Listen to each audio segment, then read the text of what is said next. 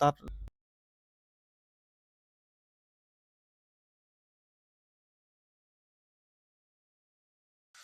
নমস্কাৰ বন্ধুসকল, আপোনালোক সকলোকে মোৰ চেনেলৰ আন এটি ভিডিঅ'লৈ স্বাগতম জনাইছোঁ।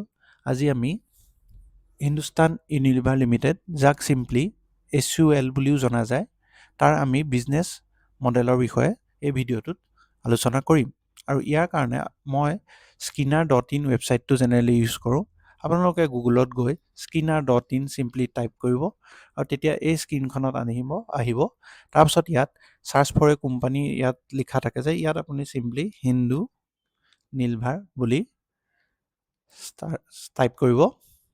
তাৰপিছত আপোনাৰ এই পেজটো যিটো অলৰেডি মই উলিয়াই থৈছিলোঁ, এই পেজটো আপোনালোকে দেখা পাব। ইয়াৰ পিছত আপোনালোকে এই এবাউট এণ্ড কি পইণ্টছ এই ৰিড মোৰ অপশ্যনটোত ক্লিক কৰিব। তেতিয়া আপোনাক এইখিনি থাকিব। এই বস্তুখিনি হৈছে আপোনালোকৰ হিন্দুস্তান ইউনিলিভাৰ যোনখিনি কি পইণ্টছখিনি ইয়াত লিখা থাকে। চ' এইখিনি পঢ়িব, এইখিনি বহুত গুৰুত্বপূৰ্ণ। ইয়াত আপোনাৰ কোৱা আছে যে Hindustan Unilever is in the FMCG business comprising primarily of home care, beauty and personal care. So' Hindustan Unilever FMCG ছেক্টৰৰ আটাইতকৈ ডাঙৰ মাৰ্কেট লিডিং কোম্পানী হয়। আৰু তাৰ কাৰণে ইয়াত আপুনি PS ছেকশ্যনত গ'লে দেখা পাব এইটো হিন্দুস্তান ইউনিলিভাৰ, যাৰ মাৰ্কেট কেপ লিখা আছে ইয়াত 518,989 কৰোৰ। আৰু তাৰপাছতে ITC আছে, তাৰপাছত বাকীখিনি আছে। আপোনাৰ ইয়াত দেখা পাব যে তেওঁলোকৰ মাৰ্কেট কেপটো কিমান ডাঙৰ। চ' মাৰ্কেট লিডিং কোম্পানী হয়।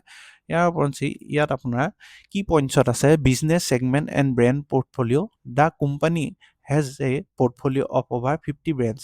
50টাতকৈ অধিক ব্ৰেণ্ড আছে। তেওঁলোকৰ 16টা FMCG কেটেগৰীত আছে। ওপৰঞ্চি তেওঁলোকৰ ইয়াত লিখা আছে যে তেওঁলোকৰ 19টা ব্ৰেণ্ডে ইয়েৰলি টাৰ্ণঅভাৰ 1000 কৰোৰৰ ওপৰত কৰে। 19টা ব্ৰেণ্ডৰ টাৰ্ণঅভাৰ 1000 কৰোৰৰ ওপৰত হয়।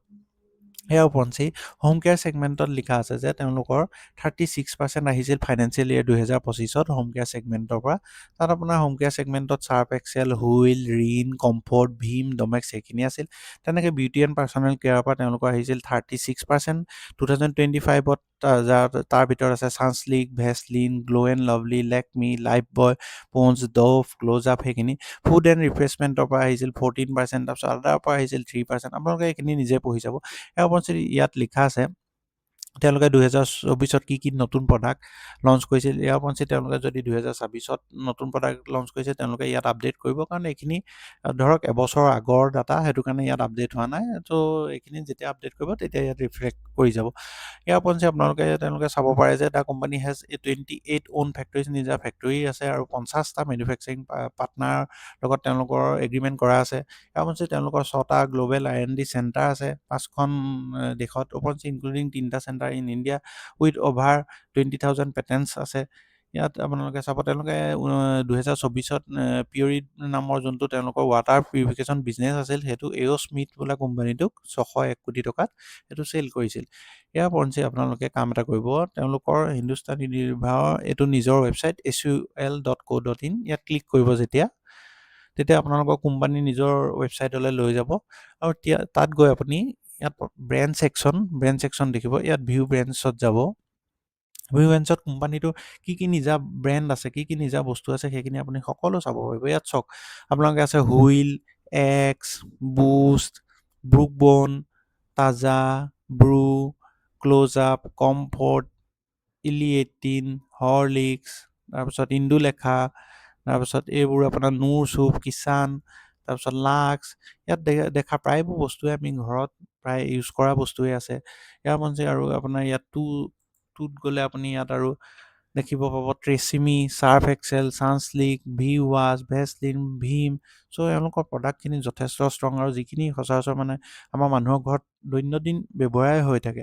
আৰু তেওঁলোকে ইয়াৰ ওপৰঞ্চি আমি যেতিয়া কোম্পানীটোৰ এনুৱেল ৰিপৰ্টটো এনালাইচিছ কৰিছিলোঁ, এনুৱেল ৰিপৰ্টত তেওঁলোকৰ যোনটো ফিউচাৰ গ্ৰ'থ গাইডেন্সৰ ওপৰত তেওঁলোকে কৈছে যে তেওঁলোকে ভলিউম লিড গ্ৰ'থৰ ওপৰত গুৰুত্ব দিছে। মানে কোম্পানীটোৱে কেৱল বস্তুৰ দাম বঢ়াই নহয়, বৰঞ্চ সামগ্ৰী বিক্ৰীৰ পৰিমাণ বৃদ্ধি কৰি প্ৰতিযোগিতামূলক ব্যৱসায়িক বিকাশ কৰাতহে গুৰুত্ব বেছি দিছে।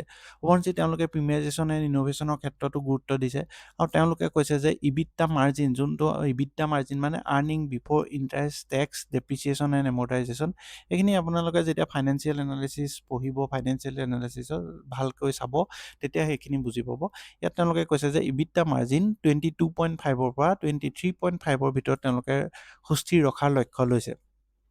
চ' যদি আপোনালোকে এই ভিডিঅ'টো ভাল পালে তেনেহ'লে kindly like, subscribe and share কৰিব।